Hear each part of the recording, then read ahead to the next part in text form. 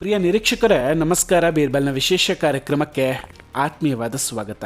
ವೀಕ್ಷಕರೇ, ತಪ್ಪಾಯಿತು, ಕ್ಷಮಿಸ್ಬಿಡಿ. ಖರ್ಗೆ ಅವರ ಪರಿಸ್ಥಿತಿ ಎಲ್ಲಿಗೂ ಬಂದು ನಿಂತಿದೆ ನೋಡಿ. ಇವತ್ತು ಗಾಂಧಿ ಕುಟುಂಬ ಮಲ್ಲಿಕಾರ್ಜುನ್ ಖರ್ಗೆ ಅವರನ್ನು AICC ರಾಷ್ಟ್ರಾಧ್ಯಕ್ಷರ ಸ್ಥಾನದಿಂದ ಕೆಳಗಿಳಿಸೋದಕ್ಕೆ ತಯಾರಿ ಮಾಡ್ಕೊಂಡಿದ್ಯಾ?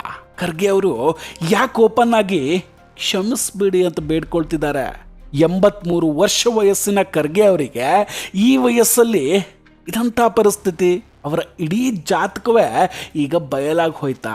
ಕಾಂಗ್ರೆಸ್ನಲ್ಲಿ ಏನು ನಡೀತಾ ಇದೆ, ಇದೆಲ್ಲದ್ರ ಬಗ್ಗೆ ತುಂಬ ಡೀಟೇಲಾಗಿ ಮಾತಾಡ್ತೀನಿ. ವಿಡಿಯೋನ ಕೊನೆವರೆಗೂ ಮಿಸ್ ಮಾಡದೆ ನೋಡಿ. ಇನ್ನೂ ಕೂಡ ನಮ್ಮ ಬೀರ್ಬಲ್ ಚಾನಲನ್ನು ಸಬ್ಸ್ಕ್ರೈಬ್ ಮಾಡಿಲ್ಲ ಅಂದರೆ ಈ ಕೂಡಲೇ ಸಬ್ಸ್ಕ್ರೈಬ್ ಮಾಡಿ ಹಾಗೂ ಬೆಲ್ ಐಕಾನನ್ನು ಕ್ಲಿಕ್ ಮಾಡಿ. ವೀಕ್ಷಕರ, ಮಲ್ಲಿಕಾರ್ಜುನ್ ಖರ್ಗೆ ಸಾಹೇಬರು ಇಡೀ ದೇಶದ ಮುಂದೆ ನನ್ನ ತಪ್ಪಾಯಿತು ಅಂತ ಕ್ಷಮೆಯನ್ನು ಯಾಚಿಸಿದ್ದಾರೆ. ಪದೇ ಪದೇ ಎಡವಟ್ಟು ಮಾಡ್ಕೊಳ್ತಿರುವಂತಹ ಖರ್ಗೆ ಅವರು ಈಗ ಕೇರಳದಲ್ಲಿ ನಿಂತ್ಕೊಂಡು ಗುಜರಾತಿನವರು ಅನಕ್ಷರಸ್ಥರು ಅಂತ ಹೇಳಿಕೆಯನ್ನು ಕೊಟ್ಟಿದ್ದಾರೆ. ಯಾವಾಗ ವಿಷಯ ಸೀರಿಯಸ್ ಆಯಿತೋ ಕೂಡಲೇ ಖರ್ಗೆಜಿ ತಮ್ಮ ಎಕ್ಸ್ ಖಾತೆಯಲ್ಲಿ ನಾನು ಹಂಗೆ ಹೇಳಿದ್ದಲ್ಲ, ಹಿಂಗೆ ಹೇಳಿದ್ದು, ಅದನ್ನು ತಪ್ಪಾಗಿ ಅರ್ಥ ಮಾಡ್ಕೊಂಡಿದ್ದಾರೆ.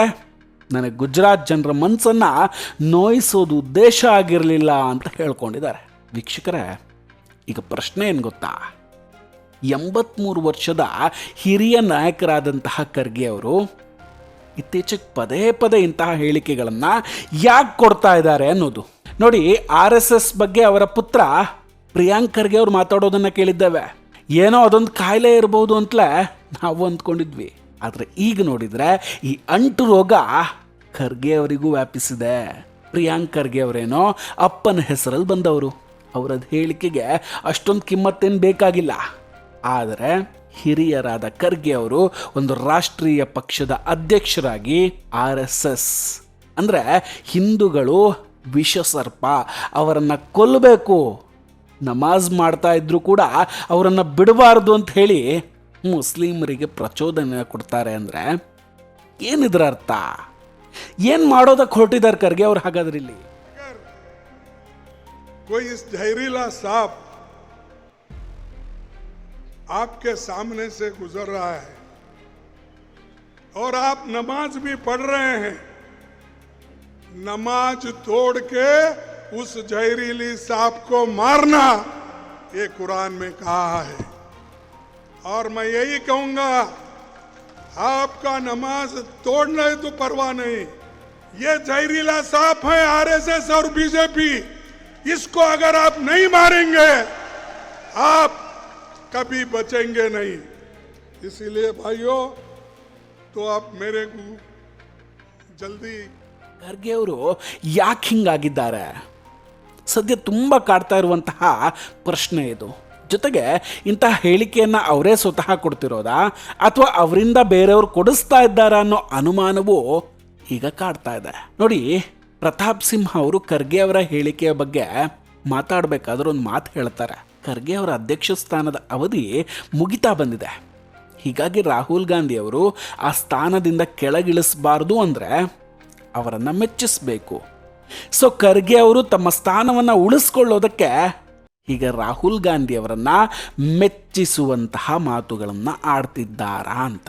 ಅಲ್ಲ, RSS ಬೈಲಿಲ್ಲ ಅಂದ್ರೆ ಇವರಿಗೆ ತಿಂದಿದ ಅನ್ನ ಅರ್ಗಲ್ಲ. ಅಲ್ಲ, ಖರ್ಗೆ ಅವರನ್ನ ನಾನು ಕೇಳಲಿಕ್ಕೆ ಬಯಸ್ತೇನೆ, ಒಂದು ರಾಷ್ಟ್ರೀಯ ಪಕ್ಷದ ಅಧ್ಯಕ್ಷರಾಗಿ ಇಷ್ಟೊಂದು ಪ್ರಚೋದನಕಾರಿಯಾಗಿ ನೀವು ಮಾತನಾಡ್ತಾ ಇದ್ದೀರಲ್ಲ ಖರ್ಗೆ ಅವರೇ, ನಿಮಗೆ AICC ಅಧ್ಯಕ್ಷ ಸ್ಥಾನದಿಂದ ನಿಮ್ಮನ್ನ ಇಳಿಸುವಂತ ಕಾಲ ಸನ್ನಿಹಿತವಾಗಿರ್ಬೋದು, ಅದನ್ನು ಉಳಿಸ್ಕೊಳ್ಳೋದಕ್ಕೋಸ್ಕರ ನೀವು ಮಾತಾಡಿದಿರಿ ಅಂತಲೇ ಭಾವಿಸ್ತೀನಿ. ಆದ್ರೆ ಒಂದು ರಾಷ್ಟ್ರೀಯ ಪಕ್ಷದ ಅಧ್ಯಕ್ಷರಾಗಿ RSS ಮತ್ತು BJP ಅವರನ್ನ ವಿಷಸರ್ಪಕ್ಕೆ ಹೋಲಿಸಿ ಅವ್ರನ್ನ ಕೊಲ್ಲಿ ಅಂತ ಹೇಳ್ಬಿಟ್ಟು ದೇಶದಲ್ಲಿರುವಂತ 20% ಮುಸಲ್ಮಾನರು ನೀವು ಪ್ರಚೋದನೆ ಮಾಡ್ತಿದ್ದೀರಲ್ಲ, ಏನರ್ಥ ಸರ್ ಇದು? ಮೋದಿ ಅವರು 2014ರಲ್ಲಿ ಈ ದೇಶದ ಪ್ರಧಾನಿ ಆದ ನಂತರ ಒಂದೇ ಒಂದು ಕಮ್ಯುನಲ್ ರೈಟ್ಸ್ ಆಗಿಲ್ಲ. ನೀವೊಂದು ಕಾಂಗ್ರೆಸ್ಸಿನ ಅಧ್ಯಕ್ಷರಾಗಿ RSS ಮತ್ತು ಬಿಜೆಪಿ ಅವರನ್ನ ವಿಷಸರ್ಪಕ್ಕೆ ಹೋಲಿಸಿ ಕೊಲ್ಲಿ ಅಂತಿದ್ದೀರಲ್ಲ, ನೀವು ಇಡೀ ದೇಶಾದ್ಯಂತ ಕೋಮು ದಳ್ಳೂರಿಯನ್ನ ಸೃಷ್ಟಿಸೋದಕ್ಕೋಸ್ಕರ ನೀವು ಪ್ರಯತ್ನ ಮಾಡ್ತಿದ್ದೀರಾ ಸರ್ ನೀವು?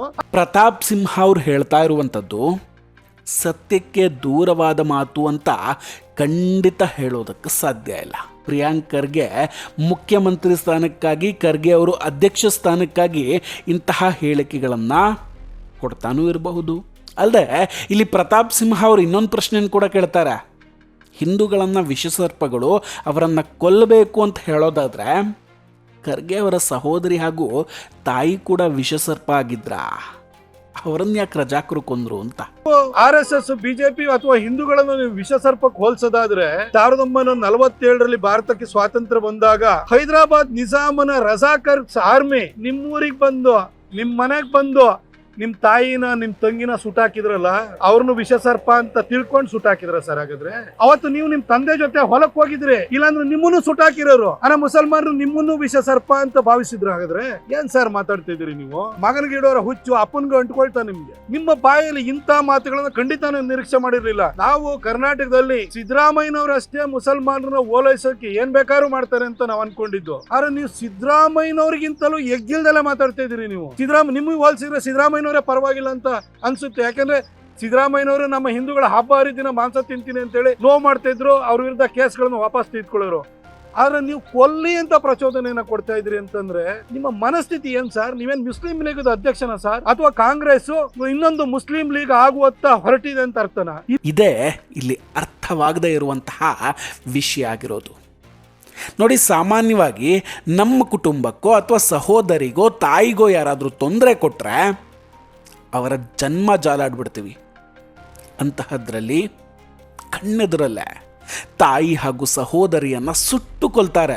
ಇಷ್ಟಾದರೂ ಖರ್ಗೆ ಅವರು ಅದೇ ಸಮುದಾಯದ ಪರವಾಗಿ ಹೆಂಗೆ ಮಾತಾಡೋದಕ್ಕೆ ಸಾಧ್ಯ?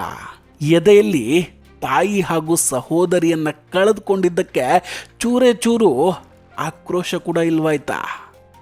ಇದೆಲ್ಲವನ್ನ ಕೂಡ ಖರ್ಗೆ ಅವರು ರಾಜಕೀಯಕ್ಕಾಗಿ ವೋಟ್ ಬ್ಯಾಂಕಿಗೋಸ್ಕರ ಮಾಡ್ತಿರೋದೇ ಆಗಿದ್ರೆ ಅದಕ್ಕೆ ಖಂಡಿತ ಧಿಕ್ಕಾರ ಇದೆ.